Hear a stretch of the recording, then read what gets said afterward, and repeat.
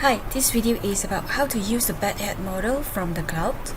To find the bedhead model, you go into Cloud, Furniture, Others.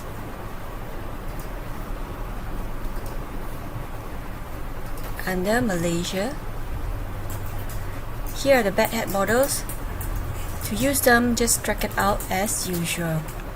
Due to the complication of the surfaces, the model will be transparent to reduce the file size. That's why when you drag out the model, you will only see the wireframe.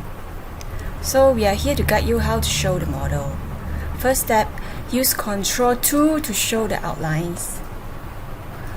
And next, click on the model and edit material. Drag a material from the list onto it.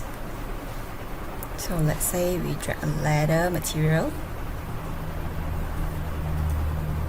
And now you will be able to show the model. Save and quit. You may also apply the material and replace the texture of your own. So let's do it again. Edit material. Drag a material onto it.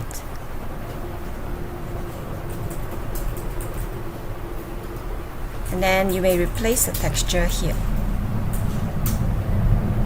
You can choose the texture from the cloud or you use your own texture.